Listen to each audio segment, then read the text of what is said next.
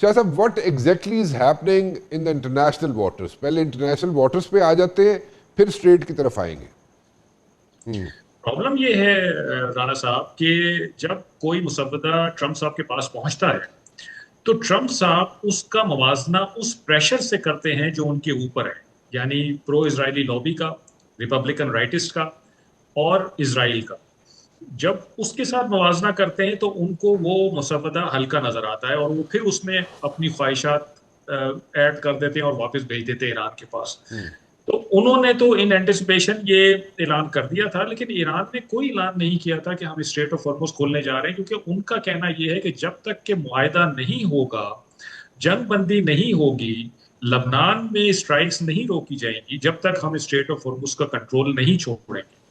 ये उन्होंने जरूर कहा है कि जिन शिप्स ने गुजरना है वो यहां से गुजर सकते हैं, लेकिन हमारे साथ कोऑर्डिनेट करके। और उन्होंने ये भी कहा है कि ये जो कोऑर्डिनेशन है ये जंग के बाद भी चलती रहेगी, क्योंकि ईरान और ओमान ये दोनों मिलकर स्ट्रेट ऑफ हॉर्मुज को अब कंट्रोल किया करेंगे। तो ये सूरत हाल है इस वक्त की। कल क्या होता है या आज रात को क्या होता है, ये एक अलग सवाल है।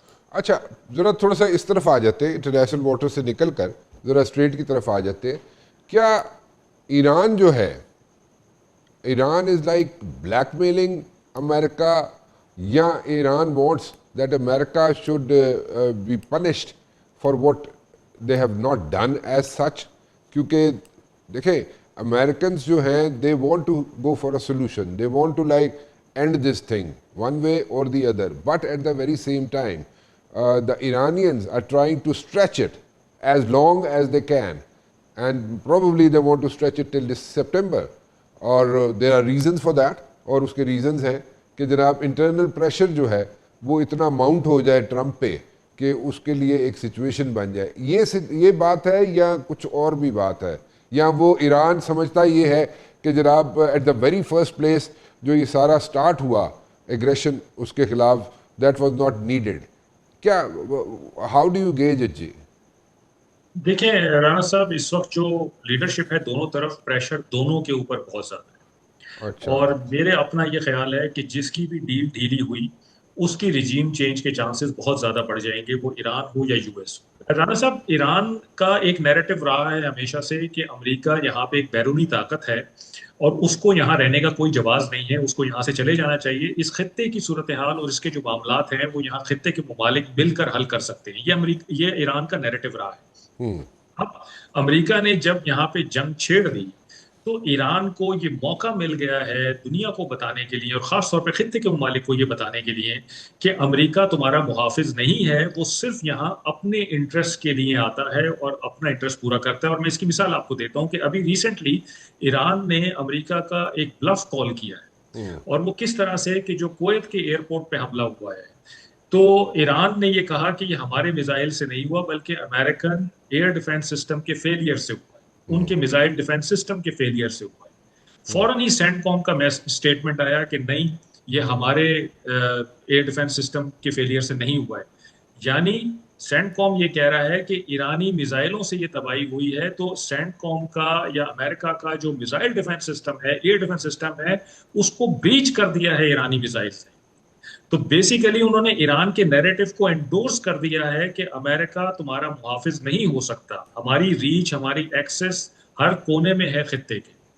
तो ये ईरानियंस मेरा ख्याल है कि बहुत सोच समझ के चल रहे हैं। But at the very same time देखें, patience are running out, this is what you are saying both ends पे, ठीक है जी। और दोनों जो है बैक होम, चाहे ईरान हो चाहे अमेरिका हो, बैक होम उनके प्रेशर्स जो है माउंट हो रहे हैं। So same goes for Iran also. So Iranians जो है, ठीक है, दे डोंट वांट के when they sit across the table on negotiate, उसमें they don't want to lose it, but at the very same time back home in Iran there are issues, there are serious issues. So उनको भी cater करना है, they have to cater their people at home. So that is also there, क्योंकि इतनी वहाँ पे लोग मारे जा चुके हैं ईरान के अंदर। सो वो उनको कैसे कैटर करेंगे? या उनको देखें ना, एक चीज़ होती है, there is a time to everything. Timing is very important. So अगर टाइमिंग जो है इम्पॉर्टेंट है और उस टाइमिंग के अंदर अंदर if they don't negotiate, if Iranians don't negotiate in that particular time frame, and if they lose that moment, so then it's going to be a situation for Iran also. So kal ko matlab Israel can like say to America, see, we gave you all the time, we were like patient that you will like come up with something, but nothing happened. So वो उसको क्या करेंगे फिर आप? So फिर back to square one वाली situation में Iran आ जाएगा। आपकी बात बिल्कुल ठीक है राणा साहब, और उसकी मिसाल ये है कि देखिए अब ईरानी लीडरशिप की तरफ से मुतवातिर स्टेटमेंट्स आ रही हैं कि अमेरिका हाइब्रिड वॉरफेयर पे काम कर रहा है, उसके बहकावे में मत आना, वो हम लोगों को बांटना चाहता है। इसलिए कि लोगों की अब परेशानियां बढ़ रही हैं तो लोग शिकायतें करना शुरू हो गए हैं लीडरशिप से, और लीडरशिप को इस चीज़ का अंदाज़ा हो गया है।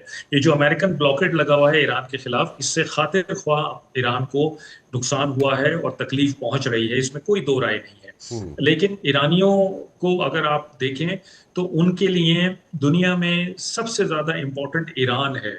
उनकी जो पर्शियन आइडेंटिटी है वो किसी बैरूनी ताकत से मदद नहीं मांगते, और अभी भी बिल्कुल उनकी मुश्किलात में इजाफा हो रहा है। लेकिन फिर भी आप अगर देखेंगे तो लोग तेहरान में और बाकी बड़े शहरों में निकलते हैं हुकूमत की तरफ, यानी उनके फेवर में मुजाहरे करने के लिए।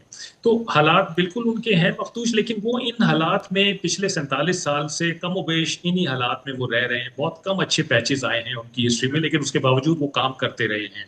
उन्होंने ईरान इराक की वॉर भी देखी है, उसमें भी बहुत कत्ल गारत हुआ था, शहीद हुए थे बहुत ज़्यादा लोग, तबाही भी बहुत हुई थी। फिर उन्होंने टेररिज्म भी देखा है, फिर उन्होंने पिछले साल जून में भी जंग देखी है, इस साल भी वो देख रहे हैं। लेकिन जो मुझे समझ आता है कि मुद्दा ये है गवर्नमेंट का भी और ईरानी अवाम का भी कि हमारे ऊपर जो तूफान आना था वो आ गया है, वो गुजर गया है। अब हमें इसको दोबारा नहीं आने देना अपने मुल्क पे। तो जो कुर्बानी इस वक्त हम दे सकते हैं हम दें, लेकिन हम दोबारा इस सिचुएशन को अपने ऊपर नहीं आने देंगे, और हम दुनिया में एक महज़्ज़ब कौम की तरह उभरेंगे, उसकी तरह रहने की कोशिश करेंगे। ये मेरा ख्याल है उनका मुद्दा है, जिसके लिए वो आखिरी हद तक जाने को तैयार है। दूसरी तरफ अमेरिका है, आपने देख लिया है कि डेमोक्रेट्स तो हैं ही उनके खिलाफ, रिपब्लिकन राइटिस्ट जो हैं उनका प्रेशर बहुत बढ़ रहा है प्रेसिडेंट ट्रंप पे, प्रो इजरायली लॉबी का पड़ रहा है, इजराइल का अपना पड़ रहा है। आपने देख लिया कि कुछ दिन पहले नेतन्याहू के साथ उनकी बहस हुई है फोन पे, जिसपे काफी बुरी लैंग्वेज इस्तेमाल की है ट्रंप साहब ने। तो उनका पेशेंस भी एक्चुअली रन आउट हो रहा है, और उनको भी यहाँ से निकलने की जरूरत है। ट्रंप साहब को कंफर्ट ये है कि उन्होंने 4-5 ट्रॉफीज का ऐलान किया हुआ है।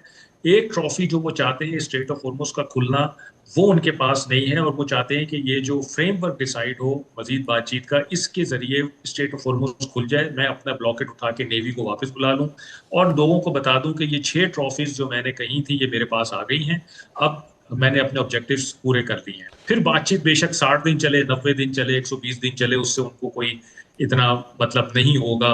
जितने वो अभी परेशान है उतनी परेशानी उस वक्त नहीं होगी उनको।